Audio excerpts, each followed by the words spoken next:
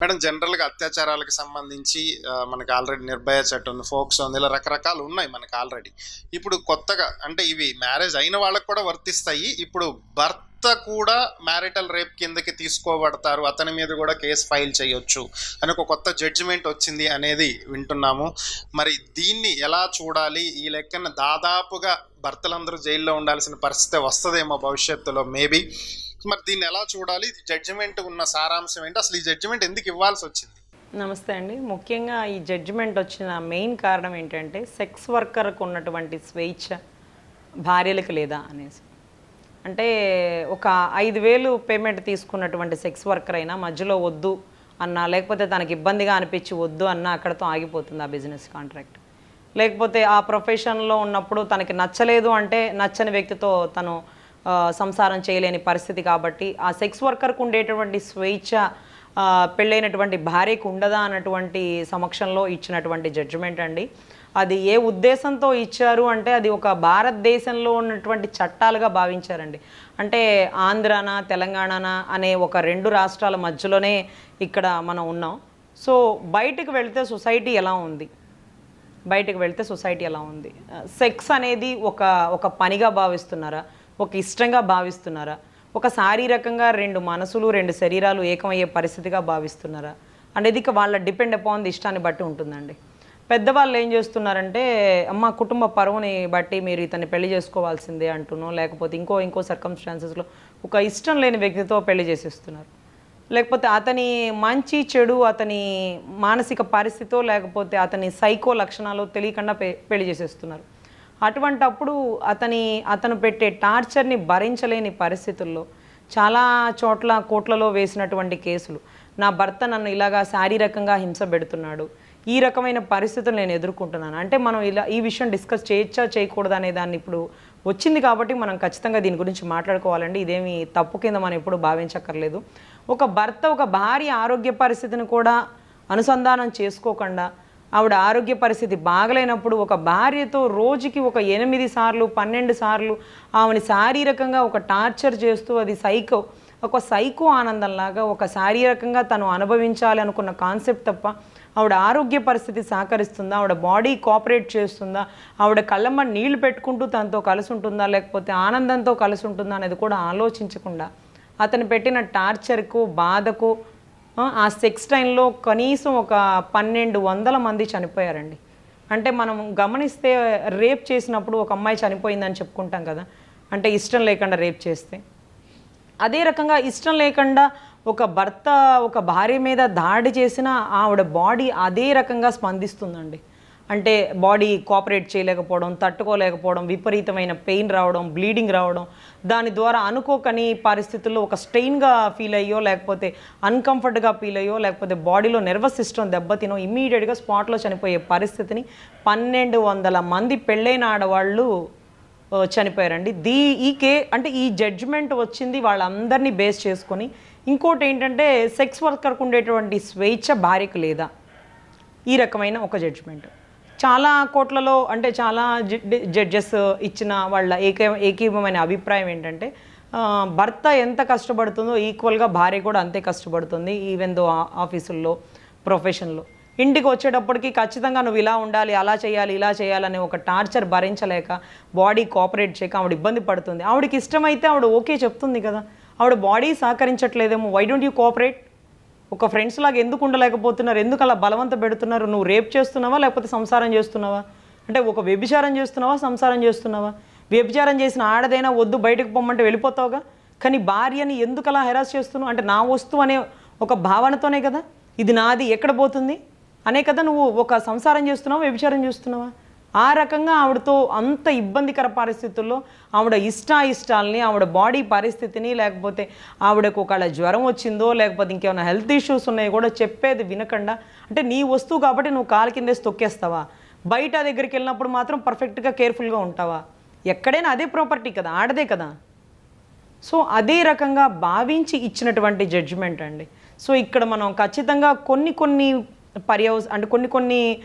పరిస్థితుల్లో దీన్ని ఏకీభవించాలి 100%. ఎందుకంటే డిపెండ్ అపాన్ ది సిచ్యువేషన్. చాలామంది నైట్ డ్యూటీలు, డే డ్యూటీలు చేసే ఆడవాళ్ళు నుంచొని చాలా ప్రెజర్ తీసుకొని తినక పనిచేస్తూ చాలా ఆఫీస్లో టార్చర్ అనుభవిస్తూ ఇంటికి వచ్చాక నువ్వు నాతో పడుకోలేదు, నువ్వు అలాంటి దానివి ఇలాంటి దానివి, ఈ రకమైన టార్చర్ ఎదుర్కోలేక, లేకపోతే బలవంతంగా ఈ పని చేస్తున్నప్పుడు వాళ్ళ పరిస్థితిని ఎదుర్కోలేక వాళ్ళ ఆరోగ్య సమస్యలు ఎదురై అదేంటి అది కనీసం మాకు ఈ వద్దు అనే అవకాశం కూడా లేదా, నో అని చెప్పే అవకాశం కూడా లేదా అన్నప్పుడు వచ్చినటువంటి జడ్జిమెంట్స్ అండి. పెళ్ళైన ఆడదైనా ఒక భర్తతో నో అని చెప్తే అది నోనే, అంతే. వద్దు అన్నప్పుడు ఇంక అక్కడితో ఆగిపోవాలి అనేది మనం రీసెంట్గా వకీల్ సాబ్ సినిమాలో కూడా మీకు ట్రోల్ అయ్యి బాగా వినుంటారు. అంటే ఎందుకంటే ఒక కట్టుకున్న భార్య వద్దు అన్నా అక్కడితో ఆగిపోవాలి. అది ఎప్పటి నుంచో వస్తున్నదండి. ఇప్పుడు ఇంకా గొప్పగా చట్టం ఏం చేసిందంటే కేసు పెడితే అది ఒక పనిష్మెంట్ అనింది.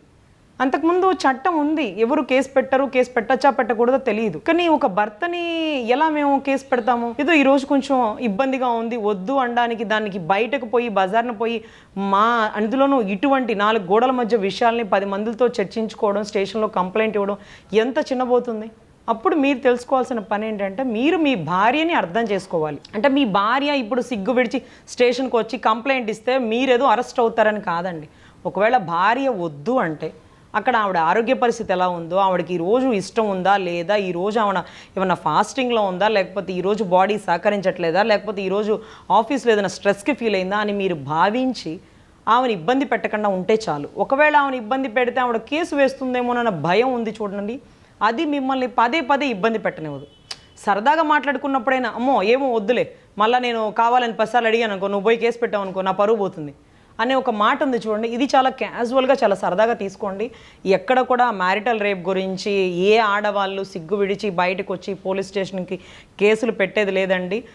మీరు ఒక జర్నలిస్ట్గా లేకపోతే ఒక యాంకర్గానో, మీరు జెంట్ కాబట్టి ఆడవాళ్ళు బయటకు వచ్చి కేసులు పెట్టేస్తే మగవాళ్ళందరూ జైల్లోకి వెళ్ళిపోతారా అంటే ఏ ఆడది ఈ విషయాన్ని బయటికి తెచ్చి మాట్లాడరండి. ఎందుకంటే పెళ్ళికి ముందు రేప్ చేశారంటే ఇష్టం లేకుండా చేశారు, ఇలా నా కుటుంబం రోడ్డును పడిపోయింది, లేకపోతే నా పరువు పోయిందని చెప్పొచ్చు. కానీ పెళ్ళైన తర్వాత నిజంగా భర్తకి భార్య మీద అధికారం ఉంటుంది. కానీ కొన్ని పరిస్థితుల్లో దయచేసి మమ్మల్ని అర్థం చేసుకోండి, మా ఆరోగ్య పరిస్థితిని కన్సిడర్ చేయండి. సెక్స్ వర్కర్కు ఉన్నటువంటి స్వేచ్ఛ మాకెందుకు ఇవ్వలేకపోతున్నారు?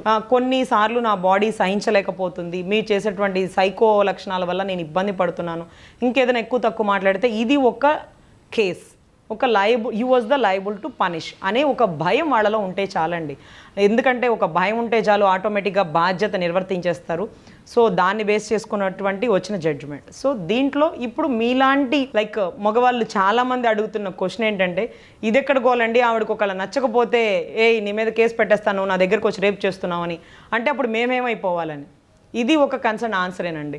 దీని గురించి చాలామంది అడ్వకేట్స్, జెంట్ అడ్వకేట్స్ కానీ లేకపోతే చాలామంది పురుష ఆధిక్య సంఘాలు కొన్ని ఉన్నాయి కదండి, వాళ్ళు భార్య బాధితుల సంఘాలు, వాళ్ళు కూడా ట్రోల్ చేశారు. ఏంటంటే అసలే ఉన్న సెక్షన్లు వీళ్ళకి చాలా బలంగా ఉన్నాయండి చట్టాలు, దీనికి తోడు ఇంకా పెళ్ళైన తర్వాత ఇదిగో చూడు బలవంతంగా వాళ్ళ నాన్న ఏదో అమ్మాయి అని చెప్పి పెళ్లి చేస్తాడు, ఈవిడ లోపలికి వచ్చాక గదిలోకి వచ్చాక నువ్వు నన్ను తాకేవంటే నీ మీద కేసు పెట్టేస్తానని అనుకోండి. ఇప్పుడు ఇరుక్కుపోవడానికి అన్ని రకాల ద్వారాలు మూసేసిన పరిస్థితి, ఇప్పుడు నేను కాపురం చేయమని అడగడం కూడా ఒక తప్పైన పరిస్థితి. సో ఈ రకంగా ఎలా తప్పించుకోవాలి అనేది ఒక వర్షన్ని ఫ్రేమ్ చేశారు. తర్వాత 497 అడల్టరీ స్ట్రక్ డౌన్ చేయడం వల్ల అంటే ఆడవాళ్ళకి భార్యలకు ఒక రకమైన స్వేచ్ఛ వచ్చిందండి. దానివల్ల ఏంటంటే ఒక వివాహిత స్త్రీ తన భర్తతో కాకుండా ఇల్లీగల్ సంబంధాలు పెట్టుకున్నప్పటికీ అది తప్పు కింద కన్సిడర్ చేయరు, అంటే అది తప్పు కాదు, ఆవిడకి ఫ్రీ సెక్స్ అనమాట. ఒకప్పుడు ఒక లాడ్జ్లు మనం చెక్ చేస్తున్నప్పుడు మీరిద్దరు భార్య భర్త చూపించండి ఆధార్ కార్డులు, మీరిద్దరు భార్య భర్త అని ప్రూఫ్ ఏంటి? అవును కాదు, మేమిద్దరం భార్యాభర్తలు కాదు, కానీ నేను పెళ్ళైన ఆడదాన్ని, నాకు ఇష్టమైన వ్యక్తితో నాకు ఉండే స్వేచ్ఛని న్యాయస్థానాలు కల్పించని, చట్టాలు కల్పించను, నువ్వెవరు అడగడానికి అని అడిగే స్థాయికి వెళ్ళిపోయారండి. దీనివల్ల చాలామంది కుటుంబాలు విడాకుల స్థాయికి వస్తున్నాయి, మనస్పర్ధలు ఎదురవుతున్నాయి. సో ఇటువంటి టైంలో పోలీసులు కూడా అంతకుముందు హోటల్స్ చెక్ చేసేవాళ్ళు, ఇప్పుడు చెక్ చేయడం మానేశారు. ఏం ఉపయోగం? ఒక లేడీ దొరికింది అనుకోండి, ఆల్రెడీ ఏదో లైసెన్స్ ఉంటుంది చూడండి, బైక్ నడిపేటప్పుడు ఎట్లా నడుపుతున్నావు నువ్వు బైక్, నా దగ్గర లైసెన్స్ ఉంది సార్ అంటారు కదా. అదే రకంగా ఒక హోటల్ రూమ్లో ఒక లేడీని చూసినప్పుడు ఏంటమ్మా ఏం చేస్తున్నావు ఇక్కడ, సార్ నేను పెళ్ళైన ఆడదాన్ని అని మెడలో ఉన్న మంగళసూత్రాన్ని చూపిస్తూ నాకు లైసెన్స్ ఉందండి, నేను ఎవరితో అయినా తిరగచ్చు, నాకు చట్టాలు ఉన్నాయి అనే మాట్లాడే పరిస్థితికి దిగజారినటువంటి వ్యవస్థ అయిపోయిందండి. సో ఇదే ఒక దారుణమైన వ్యవస్థ అనుకుంటే ఇంకా దిగజారి ఈ మ్యారిటల్ రేప్ ఏదైతే వచ్చిందో దీనివల్ల మళ్ళీ మగవాళ్ళని ఇంకా కూడా ఇబ్బంది పెట్టే పరిస్థితులు 100% ఎదుర్కొంటారండి. ఎందుకంటే ఇది నీతికి న్యాయానికి నిలబడే ఆడవాళ్ళకి సెక్యూరిటీ అవ్వచ్చు, కానీ మగవాళ్ళ జీవితాలు నాశనం చేయాలి అనే ఆడవాళ్ళకి ఇంకొంచెం బలం పెరిగిందండి. ఇప్పటి వరకు 498 years వేస్తూ ఇబ్బంది పెడుతుంటారు.